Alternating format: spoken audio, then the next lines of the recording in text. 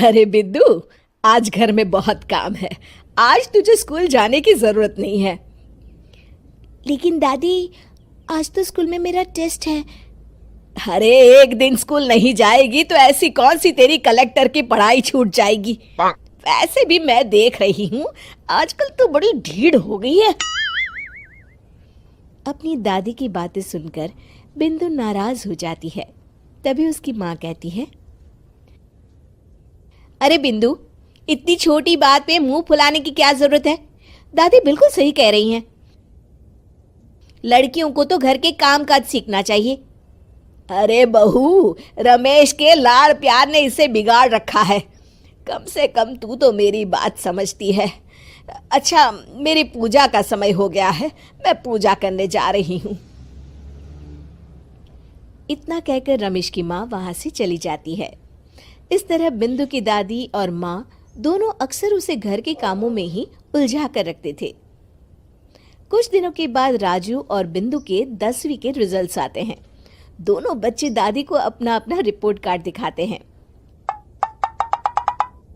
शाबाश मेरे लाल, तू तो बड़े अच्छे नंबरों से पास हुआ है।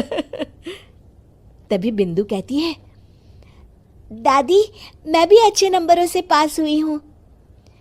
रमेश की माँ बिंदु को अनदेखा करते हुए कहती है, हाँ हाँ ठीक है, अभी यहाँ खड़ी क्या कर रही है, सुन लिया मैंने। जाकर मेरे लिए चाय बना कर लिया। बिंदु उदास होकर चाय बनाने किचन में चली जाती है। तभी राजू कहता है, दादी, मैं क्रिकेट के कोचिंग सेंटर में एडमिशन लेना चाहता हूँ। अरे वाह राजू बेटा, ये तो तूने बड़ी अच्छी बात कही। तू कल ही अपना एडमिशन करा ले, जितनी भी फीस होगी मैं दे दूंगी। अरे एक दिन मेरा पोता विराट कोहली बनेगा। इस तरह अक्सर रमेश की माँ अपनी पोती बिंदु के साथ दुर्व्यवहार करती थी। कुछ दिनों के बाद रमेश की माँ और उसकी पत्नी दोनों सास बहू मिलकर राजू का एडमिशन अच्छे स्कूल में करवा देते हैं, लेकिन बिंदु का एडमिशन नहीं करवाते। इस बात से नाराज होकर बिंदु अपनी दादी से कहती है, लेकिन दादी, मुझे भी आगे की पढ़ाई करनी है। अरे क्या करेगी आगे की पढ़ाई लिखाई करके, हैं? आज से ये पढ़ाई का भूत अपने दिमाग से उतार दे। इतना कहकर रमेश की माँ वहां से चली जाती है। उस दिन के बाद से बिंदु की पढ़ाई हमेशा के लिए छूट जाती है और उसकी दादी उससे घर के सारे काम करवाना शुरू कर देती है। इस तरह उसका सारा दिन घर के कामों में ही बीत जाता था।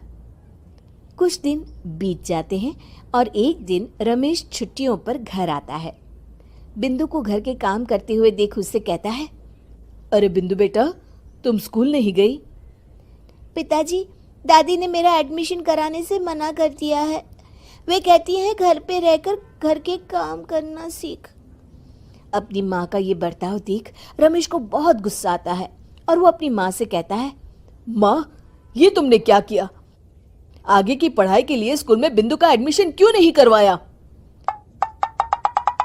अरे बेटा, लड़की जात है, ज्यादा पढ़ लिख कर क्या करेगी? वैसे भी शादी के बाद तो इसे घर के ही काम करने हैं ना। तुम किस जमाने में जी रही हो माँ? अगर कल्पना चावला के घर वाले भी तुम्हारी सोच के होते तो क्या वो पूरी दुनिया में हिंदुस्तान का नाम रोशन कर पाती?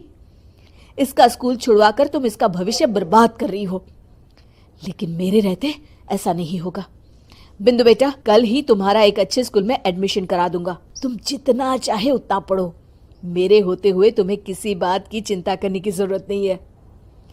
अपने पिता से हौसला पाकर बिंदु खुश हो जाती है और कहती है, जी पापा, मैं खूब मन लगाकर पढ़ाई करूंगी और बड़ी होकर डॉक्टर बनूंगी। ये हुई ना बात, शाबाश मेरी बेटी। शिक्षा, लड़का हो या लड़की, हमें दोनों को आगे बढ़ने का मौका देना चाहिए।